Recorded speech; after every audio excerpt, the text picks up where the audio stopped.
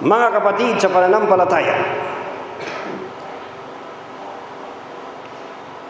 ano ang pinakamahalaga sa lahat sa atin, sa mundo na ito at sa kabilang buhay? Mas mahalaga pa sa ating mga mahal sa buhay, mas mahalaga pa sa ating kayamanan, mas mahalaga pa kaysa sa ating karir, salapi, ari-arian. Ano yung pinakamahalaga sa ating lahat? Na kapag wala ka nito, kawawang-kawawa ka. Wala pong iba kundi ang makaligtas sa lagablab ng impyernong apoy. Hindi na baling ikaw ang pinakapobre sa buong mundo. Hindi na baling ikaw na ang pinakamababa, pinakawalang nagawa, pinakawalang anumang karangalan na nakamit mo sa mundong ito. Basta ba ligtas ka sa impyernong apoy, paraiso ka, yan ang pinaka-importante, pinakadakila sa lahat, ang makaligtas sa impyernong apoy. Ngunit hindi po libre. Mayroon pong mga requirements, mayroong mga sangkap, ang formula ng kaligtasan.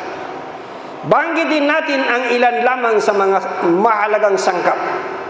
Marami ang ngunit kakapusin. Kahit ilan lang, kahit 4 lang o 5 na sangkap ng formula ng kaligtasan. Number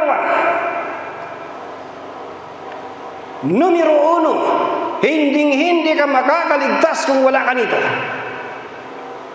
Iman, pananampalataya. Kapag wala kang iman, hindi ka makakaligtas.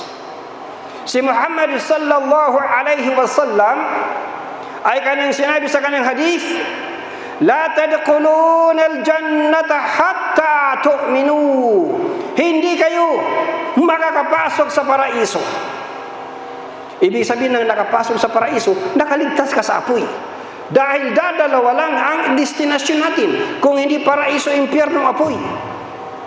So kung paraiso ka, ligtas ka sa apoy. Kung apoy ka, wala kang impyerno. Ulitin natin. Hadith, authentic na hadith. Hindi kayo makakapasok sa paraiso maliban na kayo ay nananampalataya. Authentic po na hadith, Sahih Muslim at saka hadith Ahmad. At ano ang tinutukoy na pananampalataya? Marami po ang uri ng pananampalataya. Ang tinutukoy na pananampalataya ay yaon. Pananampalataya sa kaisahan ng Allah, pananampalataya sa kanang sugo, at iba pang mga haligi ng iman. Pinananampalatayanan mo ng walang duda, walang alinlangan. Ibig sabihin, kapatid, anuman ang dumating sa buhay mo na mga pagsubok, mga sakuna, mga kalamidad, anuman ang dumating sa buhay mo na mga trials, ay hindi mo pagdududahan ang Allah subhanahu wa ta'ala. Mayroong mga Muslim na kapag dinapuan ng mga matitindi na pagsubok, ay nagkakaroon sila ng duda. Sasabihin nila, totoo ba talaga na ang Allah ay mahabagin? Bakit hanggang ngayon pobre pa rin ako? Bakit hanggang ngayon puro pa rin kalbaryo ang buhay ko? Hindi ata totoo na ang Allah mahabagin? Kapag nagduda ka, hindi ka na Muslim, lumabas ka na sa Islam, ikaw na ay naging kafir. So ang tunay na mananampalataya na siyang unang sangkap ng formula ng kaligtasan, ang tunay na mananampalataya, nananampalataya ka sa kaisahan ng Allah, at pagkatapos walang duda, walang alinlangan, matatag ang iyong iman. Sinabi mismo ng Panginoong Allah subhanahu wa ta'ala, ba'da a'udhu billahi minas shaitanir rajim, innamal mu'minuna alladhina amanu billahi wa rasulihi thumma lam yartabu. Chapter 49 verse 15, Quranul Karim. Malapit-lapit na pakahulugan. Ang mga mananampalataya ay yaon lamang mga nananampalataya sa Allah at sa Kanyang sugo at kailanman ay hindi nag-alinlangan. Ibig sabihin, kapatid, tiyak na pananalig, tiyak na paniniwala, anuman ang dumating sa iyo na pagsubok ng Allah, anuman ang trials na kaharap mo, huwag mong entertainin sa sarili mo ang gatiting na duda, dahil yan po lason ng iman. Mawawala ka sa Islam, magiging kafir ka kapag pinagdudahan mong Allah subhanahu wa ta'ala. At kapag ikaw ay totoong nananampalataya, ganito ka special pag nananampalataya ka. At kapag ikaw ay tutuhanan na nananampalataya sa Allah, gagawin ng Allah na Kaniyang tungkulin, gagawin ng Allah na Kaniyang obligasyon na iligtas ka. Katibayan, sinabi niya mismo, ثُمَّ نُنَجِّي رُسُلَنَا وَالَّذِينَ آمَنُوا كَذَلِكَ حَقًّا عَلَيْنَا نُنْجِي الْمُؤْمِنِينَ Chapter 10, verse 103, Quranul Karim. Pagkatapos ay iniligtas namin ang aming mga sugo at ang mga yaon na nananampalataya, sa ganyan ay tungkulin para sa amin na iligtas ang mga nananampalataya. Sinabi niya, sa ganyan ay tungkulin para sa amin na iligtas ang mga mananampalataya. Kadhalika haqqan alayna nunjil mu'minin. Requirement numero 2. Sangkap na pangalawa sa formula ng kaligtasan. Kahit na mayroon kang iman, pananampalataya, kung ang iyong iman ay hindi nakabase sa tumpak na kaalaman, tupok ka pa rin sa apoy. Kinakailangan ang iyong pananampalataya ay nakabase sa tumpak na kaalaman sa Quran at kaalaman sa hadith, batay sa paano ininterpret ni Muhammad sallallahu alaihi wasallam at ng kanyang mga sahabat at ng mga major scholars. Dahil kahit na nananampalataya ka, kung ang pagkakaintindi mo sa Allah ay mali, tupok ka pa rin sa apoy. Naniniwala ka na walang Diyos maliban sa Allah, pero in-imagine mo na ang Allah ay may balbas, mahaba ang buhok, nakadamit ng puti. Allahu Akbar, si Jesus pa rin ang in-imagine mo. Tupok ka sa apoy, hindi yun. Ang Allah ay walang katulad, walang nakakaalam ano ang kanyang itsura, wala sino man, pati ng mga anghel, walang nakakita. Alam natin na ang Allah ay may paningin, pero kung paano ang itsura ng kanyang mata, hindi natin alam. Alam natin ang Allah may pandinig, pero anong itsura ng kanyang tenga, hindi natin alam. Walang nakakaalam. So kapatid, sa pananampalataya, knowledge, kaalaman na tumpak ang tinutukoy, kaalaman pangkaligtasan ang tinutukoy. Dahilan sa kaalaman ay iaangat ka ng Allah ng status sa buhay. Mula sa madilim na pamumuhay ng pagsamba sa mga diyus-diyusan, iaangat ka ng Allah sa mataas na status ng tauhid na pagkilala at pagsamba sa nag-isang Panginoong Allah. Ganyan ka, swerte ang mga may kaalaman. Ang kauna-unahan na ipinahayag kay Muhammad sallallahu alaihi wasallam na revelasyon ay kaalaman, knowledge.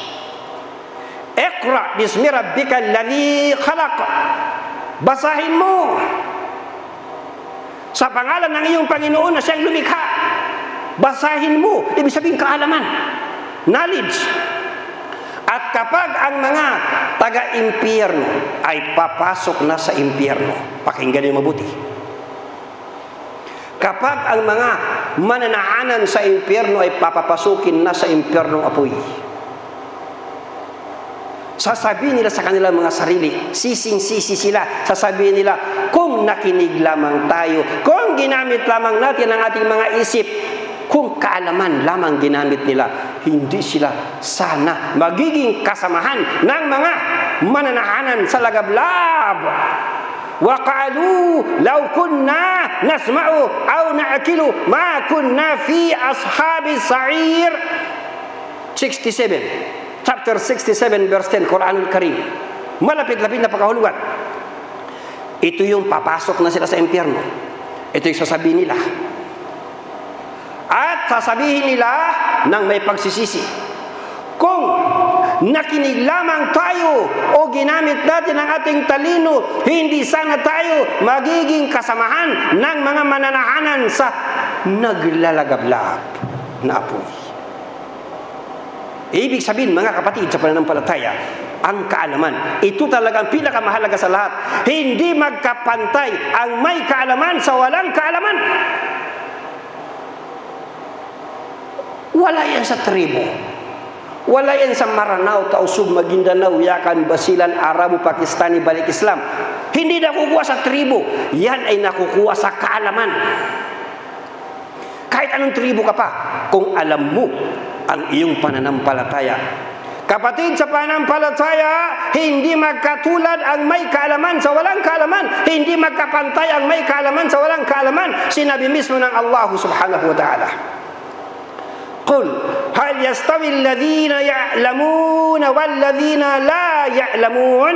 Sabihin mo, ang mga yaon ba na may kaalaman ay kapantay ng mga yaong walang kaalaman? Ang tanong, ano ang kaalaman na kailangang malaman natin? Hindi na baling ikaw na ang pinakabubo sa buong mundo. Basta alam mo ito, ikaw ang totoong maalam. Gaano ka man ka-genius na scientist, kung hindi mo alam ang kaalaman na ito, ikaw ang bobo. Ang totoong matalino ay alam niya itong kaalaman na ito. At ano ang kaalaman na kailangan malaman natin? Ang kaalaman na walang Diyos na dapat sambahin maliban sa Allah. Fa'lam annahu la ilaha illallah. Kaya kailangan or dapat malaman mo na walang Diyos maliban sa Allah. Yaon lamang nakakaalam sa katotohanan na ito. Ito yung katotohanan na dala-dala ng lahat ng sinugo mula kay Adan hanggang kay Propeta Muhammad. Sumakan nila lahat nawa ang kapayapaan. Ito ang kaalaman na pinakatumpak na kaalaman na kailangang malaman natin. Ang kaalaman na walang Diyos maliban sa Allah. Ito ang magliligtas sa iyo, kapatid. At ito po, ito ang pinaka-critical. Tandaan niyo itong pinaka-critical moment. Kapag po dumating yung oras na maghihiwalay na ang ating katawan at ating kaluluwa, ibig sabihin, moments of death, agonies of death, oras ng kamatayan. Huwag ka magpanik. Alam niyo, sa oras ng kamatayan, matataranta ka sa sobrang hapdi. Mahihilo-hilo ka. Yan ang sakaratal maut, nakakahilo na mahapdi. Huwag kang mataranta. Kailangan na maghiwalay ang iyong kaluluwa at ng iyong katawan na alam mo, nakalagay sa iyong kamalayan na walang Diyos na dapat sambahin maliban sa Allah. At kapag ang iyong katawan at ang iyong kaluluwa ay naghiwalay na ang status ng iyong kamalayan ay alam mo na walang Diyos maliban sa Allah, ligtas ka. Pumasok ka sa paraiso. Katibayan. Sinabi ni Muhammad sallallahu alaihi wasallam, "Wa man mata wa huwa ya'lamu annahu la ilaha illallah dakhalal jannah." Sino man ang mamatay na alam niya na walang Diyos maliban sa Allah ay pumasok sa paraiso. Authentic na hadith, Sahih Muslim, hadith number 26. Requirement numero 3. Pangatlong sangkap ng formula sa kaligtasan. Ibig sabihin, mga kapatid, ang tinatalakay natin, ito yung totoo na formula ng kaligtasan. Ikaw mismo ang gagawa. Ikaw mismo ang kikilos. Hindi yung ibang tao. ang ipapako para makaligtas ka. Ikaw mismo ang magliligtas sa sarili mo sa habag at pahintulot ng Allah. Numero 3 na requirement. Kahit na mayroong ka pang iman na walang kaduda-duda, at kahit mayroong ka pang kaalaman na tumpak, kung wala ang numero 3, tupok ka pa rin sa apoy. Ano yung numero 3? Aksyon. Gawa. Aanhin mo ang pananampalataya na walang gawa. Aanhin mo ang kaalaman na walang gawa. Nananampalataya ka na walang Diyos na dapat sambahin maliban sa Allah. Hindi mo naman sinasamba ang Allah 5 times a day. Sinasamba mo lang ang Allah Biyernes. Tingin mo ligtas ka? Tupo ka sa apoy. Alam mo na walang Diyos na dapat sambahin maliban sa Allah, ngunit hindi mo siya sinasamba. Tingin mo, ligtas ka? Tupo ka sa apoy. Kailangan nananampalataya ang puso mo na nakabase sa tumpak na kaalaman at isasagawa mo ang mga ipinag-uutos ng Allah, iiwasan mo ang mga ipinagbabawal ng Allah, dito ka ligtas. Tandaan natin na hindi ka may liligtas ng kayamanan mo. Hindi ka may liligtas ng mga anak mo. Ang makakapagligtas sa iyo, nananampalataya ka sa kaisahan ng Allah, nananampalataya ka sa mga haligi ng iman, and at the same time, action. Gumagawa ka ng mga gawaing kabanalan at iniiwasan mo ang mga gawain na ikapupuot ng Allah. Katibayan, وَمَا أَمْوَالُكُمْ وَلَا أَوْلَادُكُمْ بِالَّتِي تُقَرِّبُكُمْ عِنْدَنَا زُلْفَىٰ إِلَّا مَنْ آمَنَ وَعَمِلَ صَالِحًا فَأُولَٰئِكَ لَهُمْ جَزَاءُ الضِّعْفِ بِمَا عَمِلُوا وَهُمْ فِي الْغُرُفَاتِ آمِنُونَ. Chapter 34, verse 37, Quranul Karim. Ito yung katibayan, mga kapatid, na hindi sapat ang iman at saka kaalaman kung walang gawa. Kung hindi ka rin susunod sa utos ng Allah, kahit alam na alam mo ang mga utos ng Allah, kung hindi mo rin iwasan mga ipinagbabawal, kahit na alam mo ang mga bawal, isyang ginagawa mo, ang mga ipinag-utos ayaw mong gawin, tupo ka sa apoy. Malapit-lapit na pagkahulugan. At hindi ang inyong kayamanan ni ng inyong mga anak ang maglalapit sa inyo sa amin. Hindi ang kayamanan mo at mga anak mo maglalapit sa iyo sa Allah, kundi siya lamang na nananampalataya at gumagawa ng mabubuting gawain para sa mga yaon ay may dalawahan na gantimpala para sa kung ano ang kanilang ginawa, at sila ay mananahanan sa matataas na tirahan ng mapayapa at ligtas. Paraiso. So tinutukoy sa matataas na tirahan, paraiso. At hindi mo ito makakamit sa pamagitan ng mga anak mo o kayamanan mo, kung hindi iman na may action. Alam na alam mo na walang Diyos na dapat sambahin kundi ang Allah, hindi mo naman sinasamba. Alam na alam mo na haram ang boyfriend-girlfriend relations, pero ang ginagawa mo, nakikipagrelasyon ka ng haram. Alam na alam mo na ang riba ay haram, pero ang ginagawa mo kung ano ang haram. Mayroon kang kaalaman, mayroon kang iman, pero itutupok sa'yo sa apoy dahil wala kang action. Therefore, mga kapatid sa pananampalataya, kung gusto natin makaligtas, magsumikap tayo araw at gabi na mag-imbak ng mag-imbak, mag-ipon ng mag-ipon ng mga gawaing kabutihan, mga gawaing kabanalan, dahil sa oras na ikaw ay idalhin sa iyong libingan, walang kasama, wala kang kasama, hindi mo kasama ang asawa mo, kayamanan mo, bank accounts mo, walang magtatanggol sa iyo sa libing, kundi ano ang ginawa mo nung nabubuhay ka pa. Therefore, magkarirahan tayo araw-araw sa paggawa ng kabutihan. Kabutihan na merong iman. Man amila salihan min dakarin aw untha wa huwa mu'minun falanuhyiyannahu hayatan tayyibah wala najziyannahum ajrahum biahsani ma kanu ya'malun. Chapter 16 verse 97. Sino man ang gumagawa ng mga gawaing kabutihan, malalaki man o mababae, habang siya ay tunay na nananampalataya, katotohanan sa kanya ay aming ipagkakaloob ang isang mabuting buhay, at sila ay aming babayaran tiyak ng isang gantimpala na naaayon sa kung ano ang pinaka-the best na kung ano ang kanilang kinagawi ang gawin. Ibig sabihin, kapatid, paraiso. Ito yung critical na bahagi ng paggawa ng kabutihan, paggawa ng action.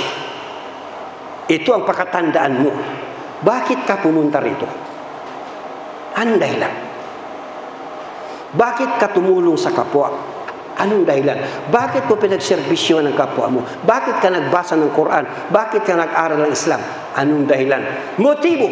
Kung ano ang motibo, niya, intention, kinakailangan sa paggawa natin ng anumang kabutihan, anumang gawaing kabanalan, kailangan wag na wag mawala ang yaong intention mo, layunin mo, na ang tanging dahilan bakit mo ginagawa ay hindi to please your wife, hindi to please your husband, hindi mo ginagawa para ikalugod ng asawa mo, hindi mo ginagawa para ikalugod ng mister mo, kundi ang tanging dahilan bakit mo ginagawa ay to please the Almighty Allah. Dito pasado ang iyong good deed. Dito ka pasado, kapatid, sa pananampalataya. Number 4, requirement. Pang-apat, kahit mayroon kang iman na walang kaduda-duda, kahit na mayroon kang kaalaman na tumpak, at kahit na mayroon kang aksyon sa paggawa ng kabutihan at pag-iwas sa kasamaan, pag wala ang numero 4, tupok ka pa rin sa apoy. Ano yung numero 4?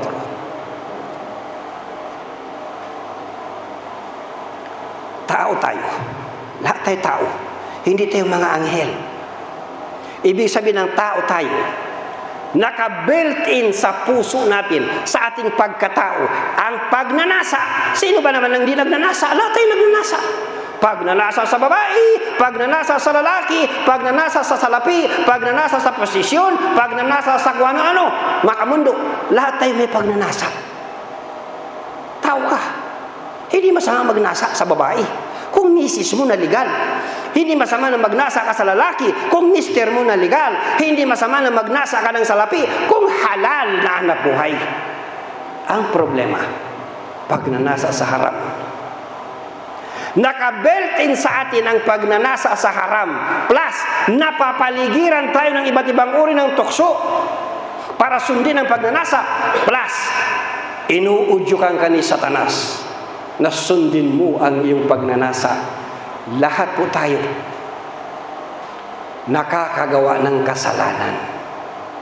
At ang mapanganib, kapag ang nagawa mo ay mortal na kasalanan, major sin, po pwedeng ikatupok mo sa apoy. Therefore, ano ang pang-apat na requirement? Repentance. Tauba. Pagsisisi sa kasalanan. Dahil lahat tayo nagkakasala. Walang sino man sa atin, mga kapatid, walang sino man sa atin na hindi nagkakasala. Sino man ang magsabi na ako ay sinless, sinungaling. Ang hindi lang nagkakasala, mga propeta. Pwede silang magkamali, pwede sila magkasala. Magkaiba yung magkamali sa magkasala. Anong ikaibahan? Magkamali. Hindi mo sinasadya na nagawa mo isang bagay. Nakalimot ka, hindi mo sinasadya. Magkasala, alam na alam mo na haram, ginawa mo pa rin. Yan ang magkasala. So ang mga propeta pwedeng magkamali, pero hindi sila nagkakasala. Ngunit sa kabila ng hindi nagkakasala si Muhammad sallallahu alaihi wasallam, siya ay nagre-repent, siya ay nagtatauba, hindi lang 10 beses, hindi lang 20 beses, hindi lang 50 beses araw-araw, kundi 100 beses nagtatauba si Propeta Muhammad sallallahu alaihi wasallam. Siya na sinless man. Kadibayan. Wa qala Rasulullah sallallahu alaihi wasallam, Ya ayyuhan nasu tubu ila Allah fa inni atubu fil yawmi ilaihi mi'ata marrah. O mga tao, manumbaling kayo sa Allah sa pamagitan ng taubah, repentance. At inyong hangarin ang kanyang pagpapatawad. Sapagkat tunay ako ay nagtatawba 100 beses bawat araw. Authentic na hadith ang source natin, Sahih Muslim. Kaya mga kapatid sa pananampalataya, ito ang pang-apat na requirement para makaligtas ang tao. Lahat tayo nagkakasala, lahat tayo nakakalimot. Nature na natin, likas na sa atin na tao na makalimot minsan. At kapag nakalimot, nakagawa ka ng kasalanan upang nang sa gayon, masumamo na manumbaling ka sa Allah, masumamo na magtauba ka, nang sa gayon, maipakita sa iyo ng Allah ang kanyang habag. Dahil siya ay nalulugod kapag ikaw ay nagtatauba. Opo kapatid sa pananampalataya, kapag ikaw ay nagtatauba, ay katulad sa ikaw ay walang kasalanan. Sinabi mismo ng Propeta Muhammad sallallahu alaihi wasallam, at-taibu minadh-dhanbi kaman la dhanba lahu. Ang tao na nagsisisi sa kasalanan ay katulad ng isang tao na walang kasalanan. Source natin, Ibn Majah, hadith number 4250. Ulitin natin. Di na natin. Likas na sa tao ang makalimot. Tao tayo. Hindi tayo anghel. At dahil sa pagkalimot, nakagawa ka ng kasalanan. At agad-agad naalala mo ang Allah. At agad-agad nagsumamo ka at humingi ng tawad sa Allah. Para malaman mo kapatid, minamahal ka ng Allah. Ikaw na masumamong nagtatauba, minamahal ng Allah ang mga yaon na masumamong humingi ng tawad sa Allah. Gustong-gusto ka ng Allah, ikaw na nagtatauba, nagre-repent, bilang katibayan sinabi na mismo sa Quran. Na gustong-gusto ka niya kapag ikaw ay tutuhan na nagtatauba. Inna Allah yuhibbut tawwabin wa yuhibbul mutatahhirin. Chapter 2 verse 222 Quranul Karim. Katotohanan, minamahal ng Allah ang mga yaong nanunumbaling sa Kanya sa pamagitan ng tauba, at minamahal ang mga yaong dinadalisay ang kanilang mga sarili. Kaya mga kapatid sa pananampalataya, gawin natin araw-araw, masumamo na humingi ng tawad sa Panginoong Allah, nang sa gayon po makamit natin ang kanyang pagpapatawad at tayo po ay makaligtas sa impyerno apoy. Barakallahu li wa lakum fil Qur'anil azim wa nafa'ani wa iyyakum bil ayati wa dzikril hakim wa taqabbala minni wa minkum tilawatahu innahu huwas samiul alim.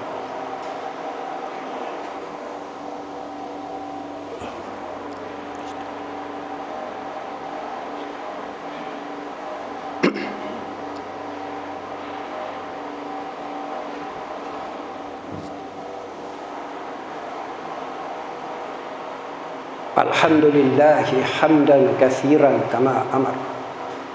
Asyhadu an la ilaha illallah wahdahu la syarika lah wa asyhadu anna Muhammadan abduhu wa rasuluh. Ibadallah, ittaqullaha haqqa tuqatih wa la tamutunna illa wa antum muslimun. Panglima, hanggang panglima na lang na requirement sa kaligtasan, sapagkat hindi kaya ng oras. Sa mga susunod na pagkakataon, pwede natin dugtungan. Panglima,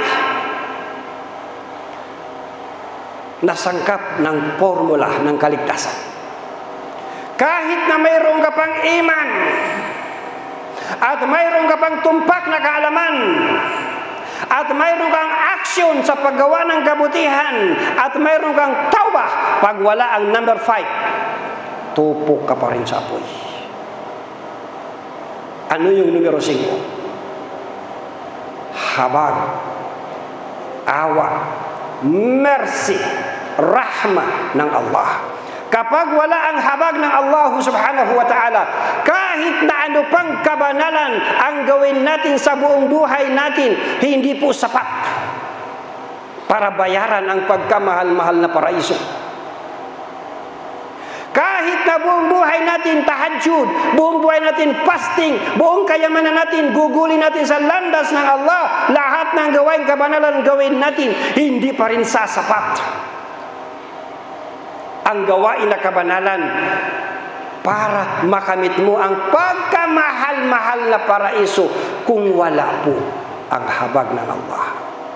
Kaya tayo nagsusumikap na mapatatag ang ating iman, mapatatag ang ating kaalaman. Nagsusumikap tayo na magkariraan tayo araw-araw na magsipaggawa, magsipag-ipon ng mga gawaing kabutihan at mag-unahan sa paghingi ng tawad ng Allah kung bakit natin ito ginagawa, mga kapatid, ay upang ating makamit nawa ang habag, nakahabagan, kaawaan tayo ng Allah na tayo ay makaligtas. Mismo si Propeta Muhammad sallallahu alaihi wasallam na pinakabanal sa lahat ng nilalang, hindi siya makakaligtas kung kabanalan lamang ang pagbabatayan, kung wala ang habag ng Allah. Sinabi mismo ni Propeta Muhammad sallallahu alaihi wasallam, saddidu wa qaribu wa abshiru fa innahu lan yudkhilal jannata ahadan amaluhu. Magpakahusay-husay kayo sa pagsamba. Ibig sabihin, pakaingatan ninyo ang pagsamba. Magpakalapit kayo sa Allah at magbigay kayo ng magandang balita. Katotohanan, walang sino man sa inyo ang makakapasok sa paraiso ng dahilan lamang sa kanyang mga gawa. Nagtanong ang kanyang mga kasamahan, pati na ikaw usugo ng Allah ay hindi? Tinanong siya, pati na ikaw usugo ng Allah ay hindi makaligtas kung gawa lang? Sumagot siya. Sabi nila, qalu wala anta ya Rasulullah. Sabi nila, pati na ikaw usugo ng Allah ay hindi? Sumagot siya, qala wala ana illa an yatagammadani Allahu minhu birahmah. Sabi ng propeta sallallahu alaihi wasallam, kahit na ako ay hindi, maliban na lamang kung ipagkaloob sa akin ang habag, kung ipagkaloob ng Allah sa akin ang habag mula sa kanyang sarili. Authentic na hadith, Sahih Muslim, hadith number 2818, Sahih Al-Bukhari, hadith number volume 8, hadith number 6467. Ibig sabihin, kapatid sa pananampalataya, ang kaligtasan natin ay tinatrabaho. Hindi po natin iniaasa sa iba. Nakatulad na ibang pananampalataya, iba ang ipapako para makaligtas ang sanlibutan. Ang kaligtasan mo, gagawin mo, tatrabahuin ko, tatrabahuin natin. Tatrabahuin ang ating puso sa pamagitan ng pananampalataya. Tatrabahuin ng ating isipan sa pamagitan ng kaalaman. Tatrabahuin ng ating katawan sa pamagitan ng pagsunod sa mga utos ng Allah at pag-iwas sa mga ipinagbabawal ng Allah. Tatrabahuin nating dila sa pamagitan ng pagtatawbah ng sa gayon upang makamit natin ang habag, awa, rahmah ng Allah at tayo ay makapagpanahanan nawa sa kanyang pangako na Jannatul Firdaus. Allahumma amin.